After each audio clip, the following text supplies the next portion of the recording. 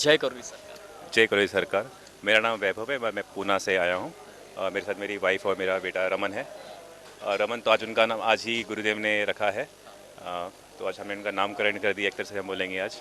और बहुत खुशी मिल रही है कि हमें अपने बच्चे का नाम रमन रखने में जो आनंद मिल रहा है वो अभी बोल सकते नहीं आपको, आपके अपने शब्दों में कि कितनी खुशी मिल रही है कि एक गुरु जी का नाम हमारे बेटे को भी मिला है हमारे गुरु जी की तरफ से। आज आज गुरु दीक्षा प्रोग्राम आपका हुआ है और गुरु दीक्षा के बाद आज बेटे को एक नया नाम दिया गया रमन, है ना। मुझे लगा आई थिंक ये पहला ही कोई ऐसा भक्त होगा जिसको गुरु जी ने रमन नाम दे दिया। हाँ जी हाँ, क्योंकि क्या हुआ था कि काफ़ी दिनों से घर पे भी हम सोच रहे थे कि नाम चेंज करना है, नाम चेंज करना है। और आज गुरु दीक्षा का भी दिन था, तो मैंने ही इसको बोल दिया कि आप जब अब तुम जा रहे हो गुरु के सामने, तो आप अपनी जो भी मन में जो बात है नाम चेंज करने की, आप उनसे बात कर लीजिए। और गुरु जी ने दीक्षा के समय ही नामकरण भी कर दिया और दीक्षा भी साथ में दे दी उन्हें। चलिए वैभव जी, ये तो है गुरु दीक्षा की बात। अब बात करते हैं मेन कि करुणी सरकार आने से पहले जीवन में क्या चल रहा था, वो क्या था जब आप आए। देखा जाए तो मेरा जीवन भ्रमित था। भौतिक चीज़ों में काफ़ी इन्वॉल्व था मैं, और उनमें सुख देख रहा था। हुआ ऐसा कि पिछले साल कोविड में पिताजी का देहांत हो गया, और ऐसा लगा कि ज़मीन खिसक गई है पैरों के नीचे से, और मैं सह नहीं पाया दर्द उनका। तो एकदम से जीवन से मेरा मन उठ गया था। और उसी बीच मेरे गुरु बंधु है जिन्होंने मुझे करौली सरकार के बारे में बताया, और मुझे ऐसा भी लगा उस समय कि वहाँ पे अपने पूर्वज से बात भी होती है। तो पिताजी से जब बात नहीं कर पाया आखिर समय में, तो काफ़ी टूट सा गया था। तो मेरे को लगा कि मैं यहाँ पे आके उनसे बात कर लूँगा गुरु जी के द्वारा। फिर यहाँ पे आया और चीज़ें मालूम पड़ी कि यहाँ पर तो नज़ारा ही अलग है। इसके पहले भी जो हमारे पूर्वज हैं जिन्हें मुक्ति नहीं मिली है, और पिताजी को भी मुझे मालूम था मुक्ति मिली है नहीं मिली है, तो मैंने फिर वो दिमाग से थॉट निकाल लिया कि पिताजी से आके बात करूँगा कि मेरे को ये बात मालूम पड़े कि वो जा चुके हैं यहाँ से, और उनको इस जग में वापस बुलाने का कोई अर्थ नहीं है। और उनकी मुक्ति के लिए ही जो भी हवन करने हैं मैं वो करूँगा। और मैंने वो हवन की अपनी फैमिली के साथ, और उसके बाद जो आनंद मिला, और उसी के साथ जो डीएनए की क्लीनिंग हुई है, उसके बाद जो जीवन में चेंज आया, मेरी जो मानसिक स्थिति है उसमें भी काफ़ी सुधार है। काफ़ी हेल्थ इश्यूज़ भी थे मेरे, वो भी चले गए, और मैंने वो एक्सपीरियंस किए। मेरी वाइफ और हमने काफ़ी चीज़ें एक्सपीरियंस की है, काफ़ी हमारे बीच में अनबन भी होती थी, वो भी काफ़ी चले गई। मतलब मालूम पड़ा कि हमारे शरीर में किनका कब्जा है, और हम बिहेव कैसे करते हैं उन चीज़ों का, कि हमारे जैसे हम रहते हैं उन पे हमारा कितना नियंत्रण, हमारे खुद का जीवन का कितना नियंत्रण है और किसका नियंत्रण है, वो मालूम पड़ा। और वो सब हवन करने के बाद, जो भी हमारे पितर थे पूर्वज जाने के बाद, जो हमारे जीवन पे जो कंट्रोल आया, और जो पहले मैं ज़िंदा था, मेरा जीवन ज़िंदा था, और जब करौली सरकार के बाद जुड़ने के बाद मेरा जीवन जीना चालू हो गया, वो मुझे समझ में आया। और उसके बाद मेरे मानसिक स्थिति में काफ़ी चेंजेस हुए। लाइफ को लेके मेरा एंगल भी पूरा कम्प्लीटली चेंज हुआ, और जीवन होता कैसा है, जीना क्या होता है, गुरु क्या होता है, गुरु कृपा क्या होती है, ईश्वर क्या होता है, ईश्वर कृपा क्या होती है, वो सब मालूम पड़ा है। और ऐसा लग रहा है कि जो जीवन मेरा जा चुका है वो ठीक है, लेकिन इसके बाद जो मेरा जीवन शेष बाकी है उसमें मुझे क्या करना है। और अभी इतनी खुशी मिल रही कि मुझे अभी करने लिए बहुत कुछ है, और आखिरी दम तक भी मैं वो करूँ तो भी कम है मेरे लिए। मुझे ऐसा मालूम पड़ गया अभी मैं यही करना है, और जीवन का एक अर्थ मिल गया है, एक लक्ष्य मिल गया है जो पहले नहीं था। अभी उस लक्ष्य के सामने जाना है, गुरु कृपा है, दीक्षा मिल गई है, तो उस दीक्षा के साथ हम अभी आगे बढ़ेंगे फैमिली के साथ। अभी किस प्रोफेशन में रहे हैं, क्या पीछे का क्या प्रोफेशन रहा है। प्रोफेशन वाइज तो मैं एक आहार शास्त्र तज्ञ हूँ, हम इंग्लिश में न्यूट्रिशनिस्ट बोलते हैं, और एक फिटनेस ट्रेनर हूँ मैं। पूना में मैं अभी उसी फील्ड में भी इन्वॉल्व हूँ। उसके साथ ही मैं थोड़ा बहुत गौ सेवा में भी इन्वॉल्व हो गया, क्योंकि जब मैं आहार का जब अभ्यास कर रहा था, तो मुझे गौ का महत्व, मतलब गाय का महत्व मालूम पड़ा। और मुझे मालूम पड़ा कि गौ माता की सेवा इतनी ज़रूरी है, क्योंकि आध्यात्म के लिए भी कहीं ना कहीं गौ माता की सेवा करनी पड़ी, क्योंकि कहीं ना कहीं सृष्टि जो हमारी बनी हुई है, ये सब माइक्रो ऑर्गेनिजम्स बनी हुई है। आपसे मैं अगर मैं बात करने का तो एक टॉपिक ख़त्म नहीं होगा, लेकिन आपको मैं इतना बोल दूँगा इस समय कि गौ सेवा करना सबका धर्म है। क्योंकि जब हम पैदा होते हैं, मनुष्य का जब जन्म लेता है, तो माँ का दूध मिलता है। माँ का दूध बंद होने के बाद हमें गाय का दूध इसलिए दिया जाता है, क्योंकि गाय के दूध में वो सूक्ष्म जीव होते हैं जो हमें ज़िंदा रखते हैं। लैक्टोबैसिलस प्लांटरम, ऐसे काफ़ी सूक्ष्म जीव है जो हमें ज़िंदा रखते हैं, और हमारे शरीर की वृद्धि के लिए काफ़ी इंपॉर्टेंट है।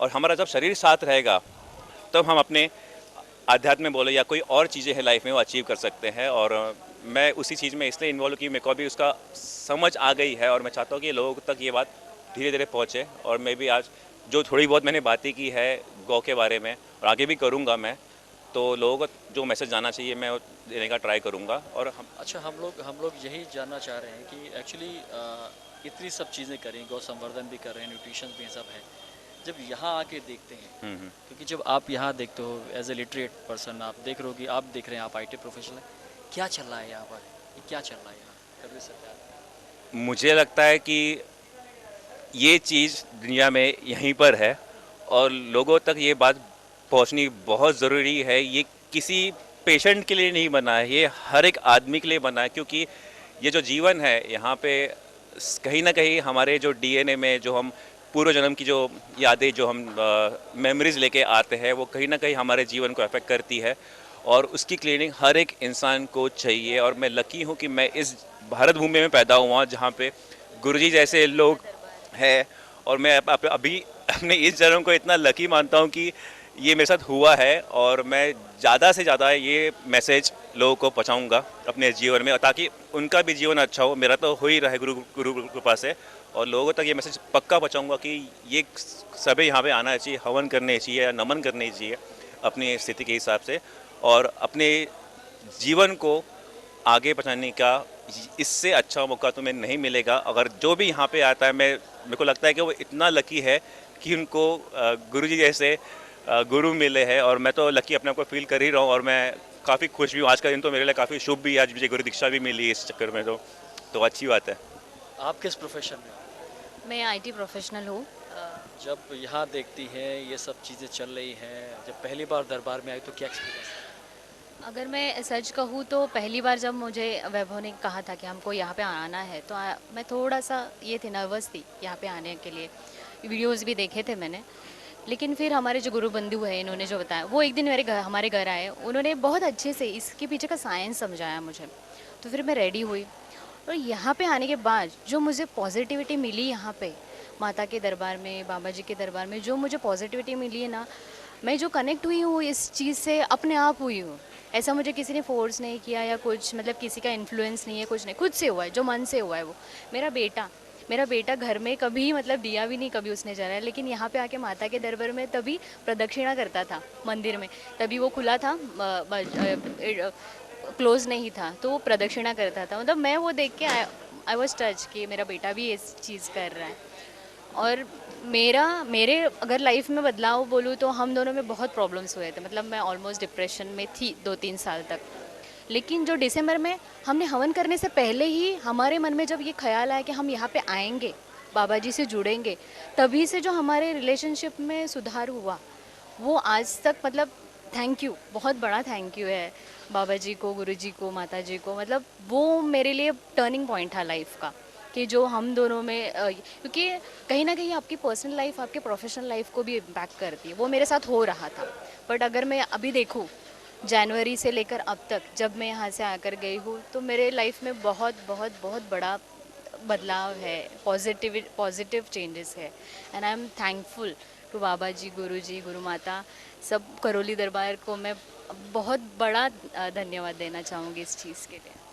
आज गुरु दीक्षा के दिन में रमन का नामकरण हुआ है और बाबा जी का नाम मिला है, रमन कैसा लग रहा है? बहुत अच्छा था, मतलब मुझे बहुत पसंद आया है नाम। और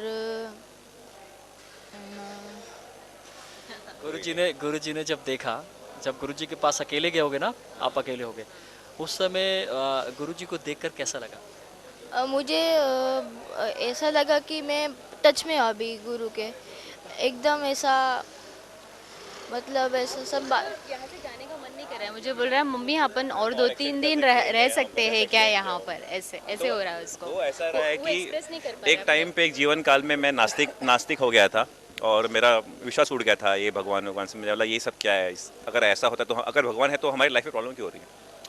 लेकिन प्रॉब्लम क्यों हो रही है वो समझ में आया कि हमारे शरीर में कौन कौन बैठे हुए, मे बी हमारे शरीर में डीएनए में जो मेमोरीज हैं, हमारे जो पितर है, वो हमें किस तरह से हमारे जीवन में नचाते हैं, उनकी मांगे कैसी पूरी करते हैं। और वो जब जाते हैं यहाँ पे आके, जब मैंने अपनी डीएनए क्लीनिंग की, जब वो हमारे शरीर से बाहर चले गए, जब मेरा कंट्रोल मेरे शरीर में आया, तो मुझे मालूम पड़ा कि क्या होता है, पहले क्या था और अभी क्या हो रहा है। तो ये डीएनए क्लीनिंग जो प्रोसेस हमने यहाँ पे आके की है वो इतना ज़रूरी है, क्योंकि अगर वो नहीं करेंगे तो मे बी हमारा ये जन्म व्यर्थ हो जाएगा। तो ये मैं सभी से यही गुजारिश करूँगा कि करो सरकार आए, अपनी क्लीनिंग कराए और अपने जीवन में जो लक्ष्य है जिसके लिए हम इंसान के जन्म में आए हैं वो पूरा करिए। अच्छा, ऐसा होता है कि ये डीएनए क्लीनिंग का जो प्रोसेस हुआ है उसमें डीएनए क्लीन होता भी है या क्या लगता है, कुछ अंतर आता भी है पहले बिफोर और आफ्टर में, कुछ है ऐसा? डेफिनेटली सबसे बोलूँगा तो जितने भी हमारे पितर पूर्वज हैं हमारे माइंड को कंट्रोल करते हैं। जहाँ पे थोड़ा गुस्सा आता है वो एक्सट्रीम कर देते हैं, जो भी चीज़ छोटी है उसको मैग्नीफाई कर देते हैं, या गुस्सा हो, आंखों से आंसू आ रहे हैं या किसी के बारे में बुरा बोलना, तो वो एक्सट्रीम करते हैं, मैग्नीफाई करते हैं हर चीज़ों को। तो वो समझ में आई। अगर आप मुझे भी बोलेंगे आर्थिक झगड़ा करें तो शायद मैं, अगर वो झगड़ा तो मैं भी शांत बैठ जाऊँगा। मैं पहले रिएक्ट करता था, जो पहले रिएक्शन था। ऐसा reaction था। ऐसा ऐसा क्या था जो एज में वैभव में चेंज आया? मतलब इनका एक ही प्रॉब्लम था कि मतलब उनको दोस्तों से बहुत लगाव है, वो घर में बहुत कम टिकते थे, तो उस चीज़ों को लेकर थोड़ा सा हमारा झगड़ा होता था। लेकिन अभी उनको एक फैमिली अटैचमेंट सबसे ही, मतलब मुझसे, उनके भाई बहनों से, वो सबसे वो हो गए, वो मुझे चेंजेस दिखे उनमें कि अभी नहीं नहीं अपने घर वालों को ज़्यादा इम्पोर्टेंस है, मतलब ये भी इम्पोर्टेंट है, ऐसे बहुत ज़्यादा इम्पोर्टेंट वो पता चला। कैसा है ना, गुरुजी ने एक बहुत इंपॉर्टेंट बात कही है कि अगर आपने आपको प्रोग्रेस करना है तो पहले अपनी तृप्ति करो, फिर परिवार की करो, फिर सोसाइटी की करो, फिर अस्तित्व की ओर जाओ। तो गुरु का आचरण मेरे लिए श्रेष्ठ आचरण है। मैं चाहता हूँ कि मैं जो भी गुरुजी करते हैं वो सब कर सकूँ, उनका आचरण फॉलो करूँ, तभी मैं उनका एक अच्छा शिष्य कहलाऊँगा। और मुझे गुरु शिष्य जो हमारे धर्म में, सनातन धर्म में होती है, उस पर बहुत ज़्यादा बिलीफ हो गया है और मैं अभी देख रहा हूँ।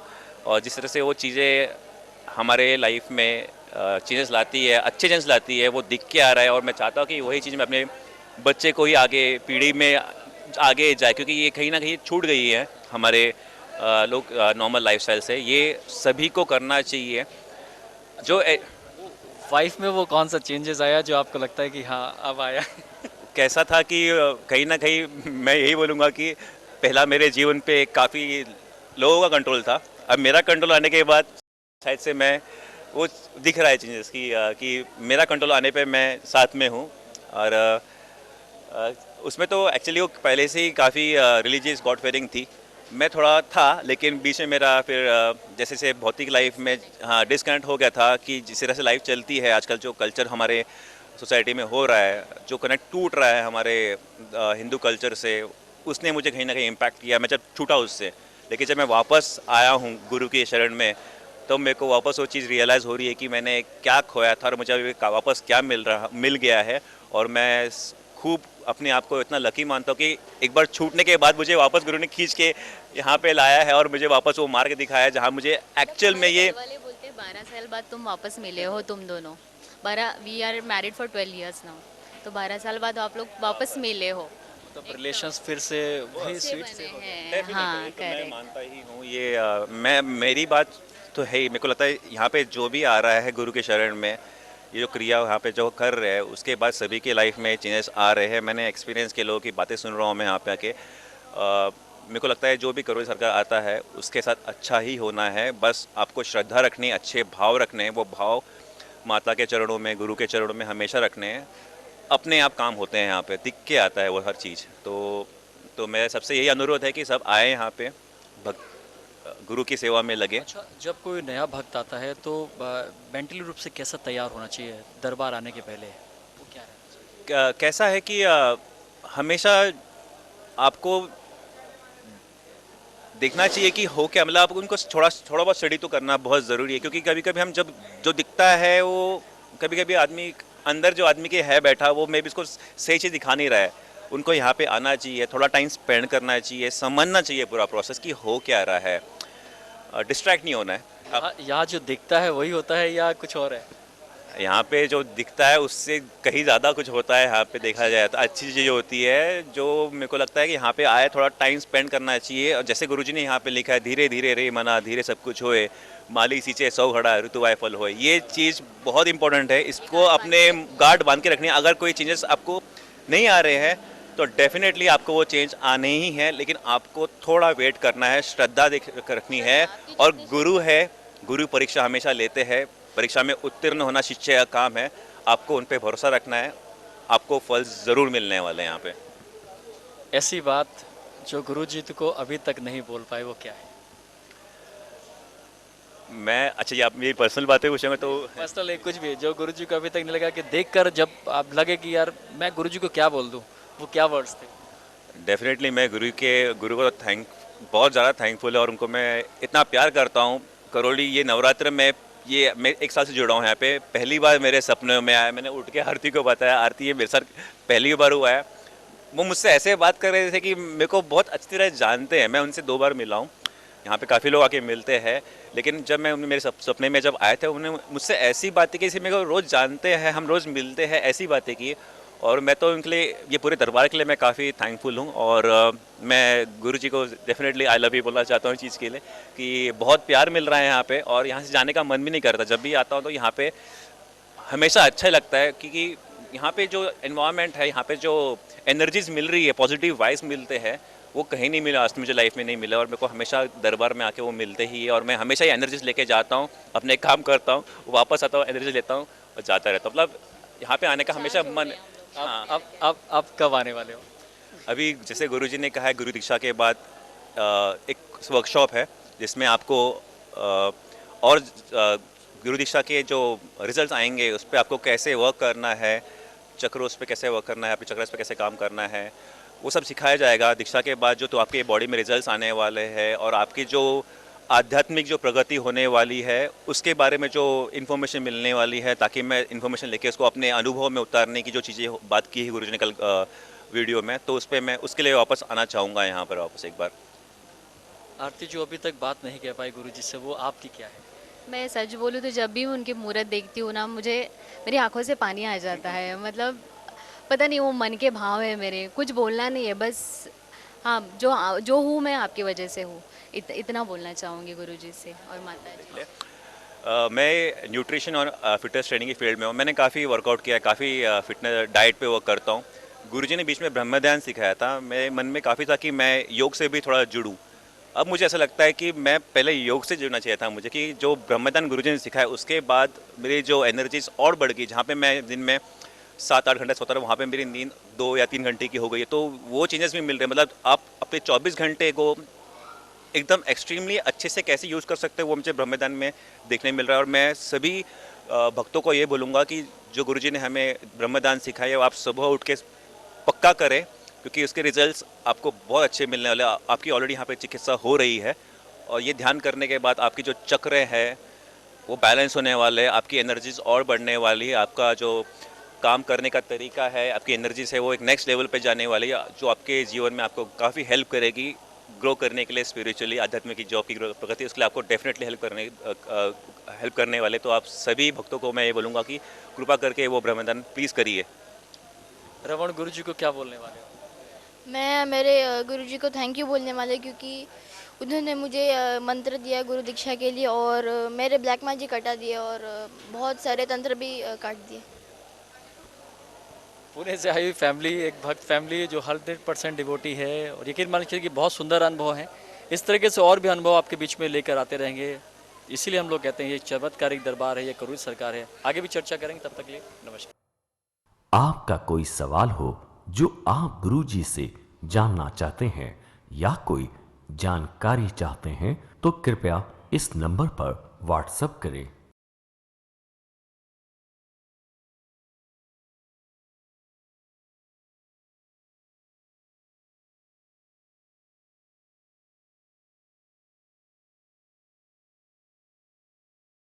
NW24 YouTube चैनल को देखें और सब्सक्राइब करें, जिससे आप तक सभी वीडियो और जानकारी पहुंच सके।